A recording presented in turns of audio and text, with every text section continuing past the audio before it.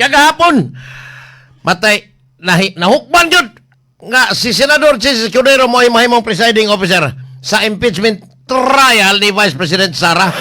Sa botos nga 8 ka mga dili pabor, nya 12 ang pabor sa motion ni Senador Ping Lacson nga nag-nominate ni Jesus Cordero nga mo ay mahimong Senate President, Senate Impeachment Court Presiding Officer na pildi ang mga giingong anti-bangag nga mga senador. Samtang ang magsuong kay tanong si Pitike o si Pia nga muhilag og di mo mangumusta. Nahitabo silang duha nagkumbate ni sa motion ni Senador Ping Lacson apan wa gyud magsilbi ang ilang motion kay ang unang ni preside ini ang Senate President nga si Sherwin Gatchalian nga giingon siya nga divide the house. Nahimong pahuy na hinoon ang Senate President kay diyas tapad sa presiding officer nagsige na lang sutsuat o niya nagsigig duko. Naloko na. Mura na hinog pahoy si Sherwin Gatchalian nga diya ganun nitapad mo ito siyang lingkod eh. Wagid sa manaog dito sa plenaryo dito na nitapad din Senador Jesus Cordero nga mo ay presiding officer pastilan.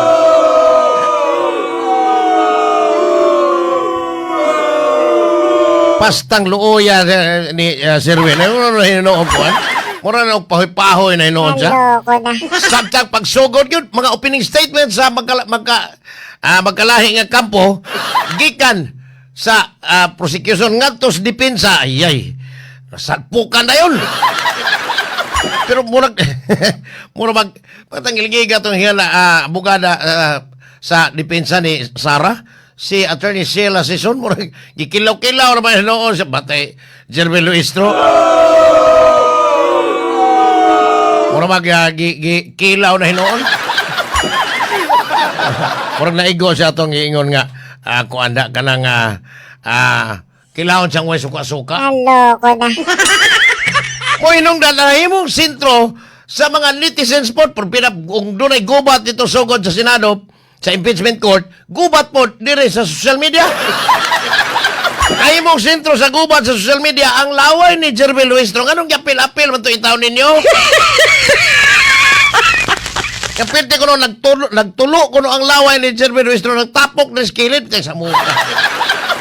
Ang laway og ngipon mo inahimong sentro sa away. Mao ba? Way labot gito sa maong impeachment trial ni Vice Presidente. Naloko na. O niya, dito sa gawa Senado, tuwa po hapit maggubat yun ang mga sakop sa Duterte group o sa anti-Duterte group nga hapit magsabong. May gani kay dunay daghang ay pulis o niya, dito ang hipi sa National Capital Region nga si Police Major General Anthony Abirin nga murag padaplin nila ang masikhabing kay gidelikado kay magdugol kay posibleng magsabong yon ang mga manok sa masikhabing nga murag nagpanikan na nga mulabok. Pero wa gyud kaapil kagapon si Senador Rodante Marcolita sa opening Mao ba? opening salvo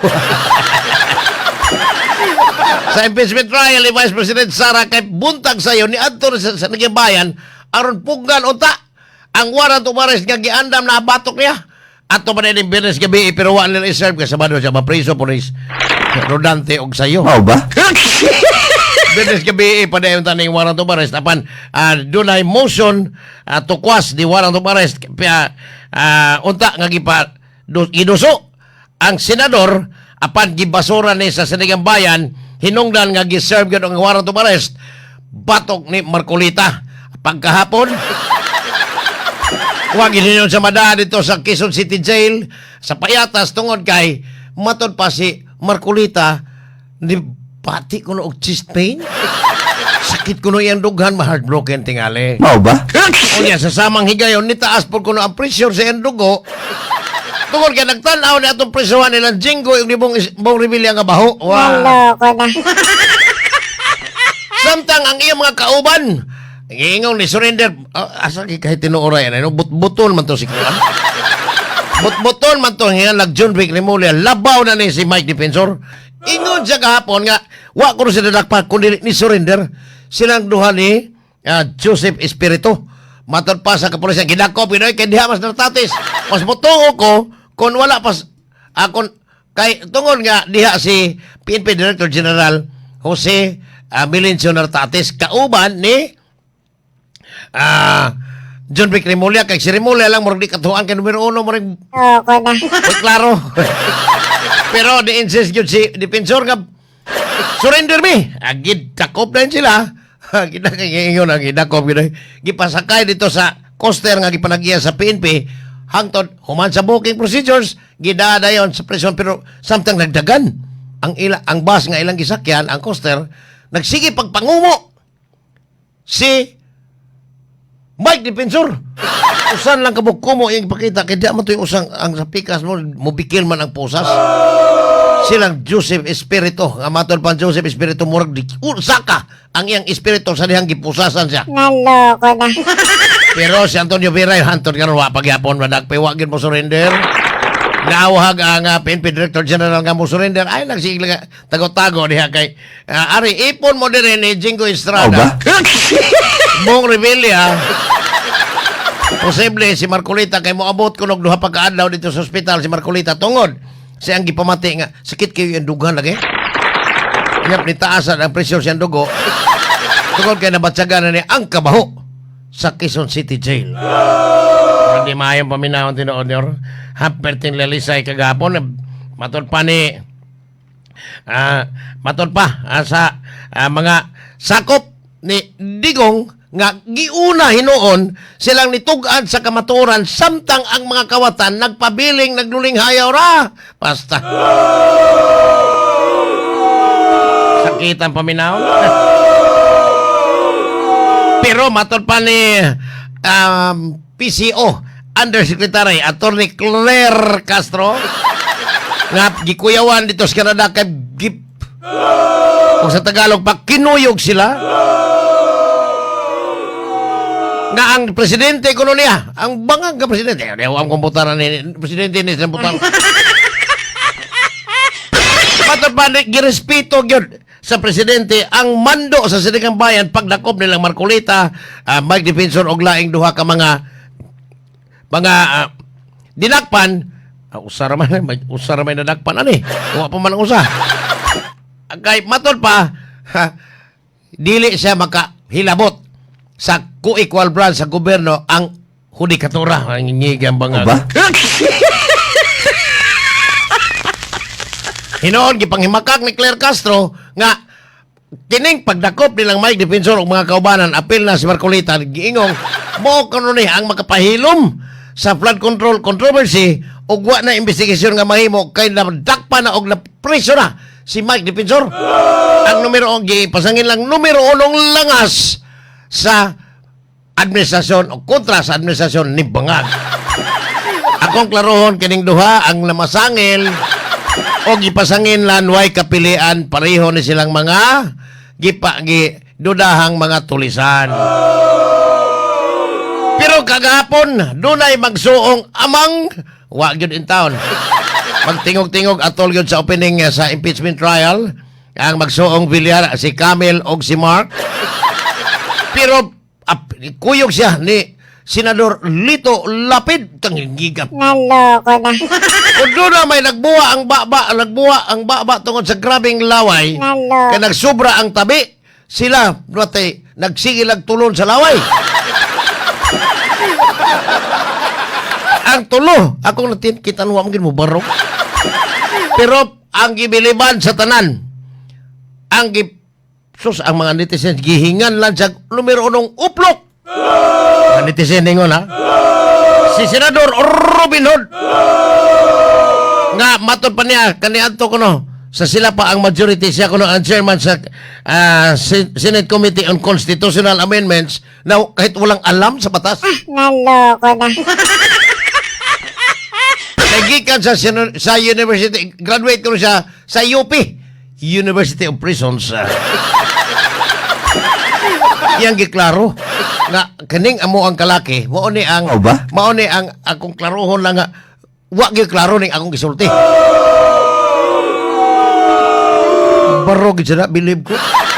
Sa iyang kahanggaw ni barog yun. Naloko na. Samtang sa habig sa mga abogado sa prosecution, private prosecutors mga abogadong dili atong apel atong 11 mga congressmen, doon ay duhag yung subuanon nga mga pribadong prosecutor ng iyong voluntaryo daw ni. Silang attorney TDT nga kanitig pamaba sa Korte Suprema, panahon ni Justice katong na impeach bitaw si resign si Justice itong babae nga tinudlong Pinoy unta. Mo itig pamaba ni si attorney TDT onya giilan ning human rights lawyer o professor sa University of the Philippines Manila og laing subuanon nga si attorney Virgil Ligutan. Apile sila sa giingong 15 ka mga private prosecutors nga mooy mo taral mo litis ni Vice Presidente Sara Duterte. Samtang sa habig pod sa depensa na ay giingon nilang mga sobras na po sa nila. Sobras na po sa nila. Ubay-ubay sa ni. Giingon mo, gibanabanang mo aboting 3 ka buwan ang impeachment trial ni Vice President Sara Duterte. Mas grabe ang gubat sa social media yun.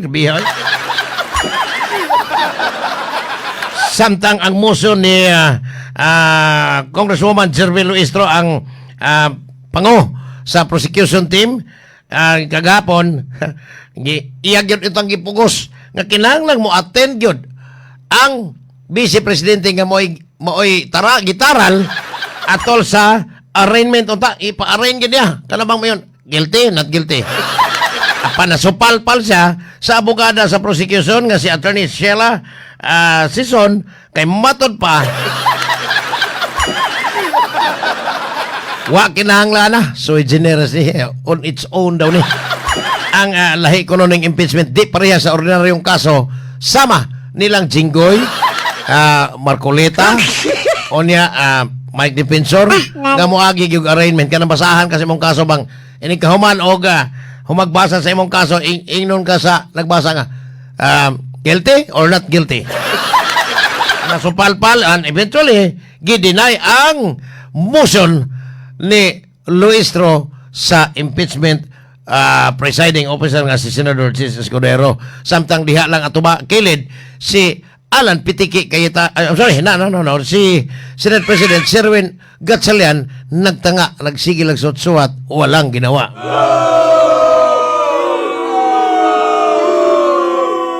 Pagdayong sira sa ilang hapon, pag-adjourn nilang hapon, karon tong usab ng purong alas 2 hapon, ang senador nga presiding officer sa senador si Escudero kagapon ni ingon nga ang BIR box katong silyado katong gibutang masking tape iyang ipauli ngadto sa buhatan sa BIR without prejudice kuno kun dunay i-request unya kinahanglan mag-ablihan o dili kay matod pag i-turn over ni sa ubos bay balauranan sa mga prosecutors nga dili basihan nga mao ni ebidensya dili kuno ni kabahin sa ebidensya gawas lang kung i-request sa prosecution nga kinahanglan ibalik ning maong sulod ni ang box nga gituho ang mao ni ang mga